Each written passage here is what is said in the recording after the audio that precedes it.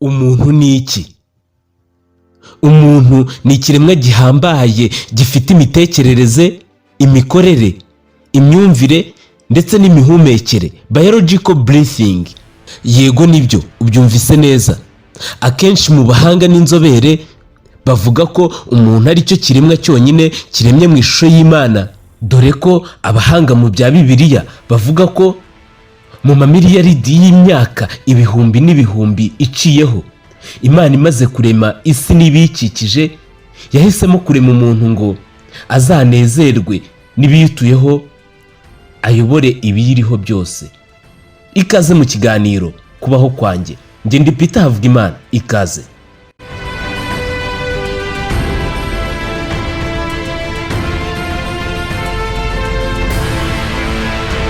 Hari ku itariki 5 z'ukwa gatandatu, ubwo benshi mu maso habo hari harimo ibyishimo, amarira y'umunezero, ubwo benshi bari biteguye kwakira undi muntu ku isi.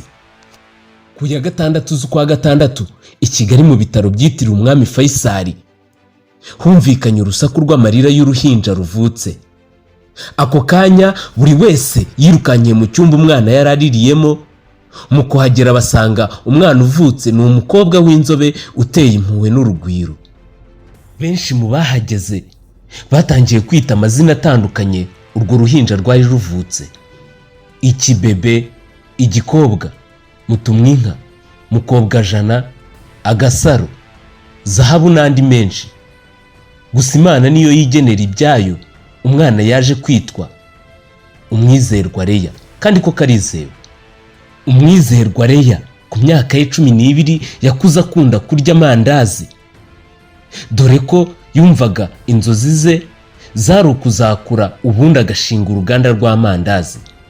Burya iby'ubuto bukora ni ugushuka umutima n'intekerezo za muntu gusa, kuko Umwizerwa Leah ku myaka ye 20 agisoza kwiga segonderi ibijyanye n'ikoranabuhanga, ibyari gushinga uruganda rw'amandazi ahubwo byahindutse papeteri ikora ibijyanye n'ibyo yize ndetse akunda, yahariye ubuzima bwe bwose.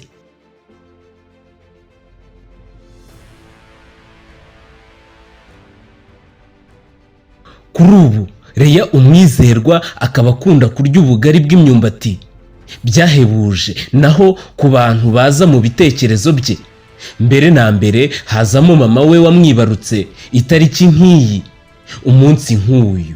Umwizerwa Leah akaba ateganya gukomeza amashuri ye ya kaminuza ngo azabe umuntu ukomeye uzwi mu gutanga serivisi zitandukanye mu ikoranabuhanga, kandi koko iyo umwitegereje mu maso ubona azavamo umuntu ukomeye.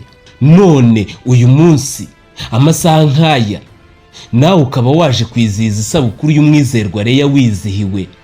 Ni iby'agaciro kubana nawe, turagushimiye. Yego nibyo, wumvise neza nibyo. Yari Peter Havugimana, ndabashimiye.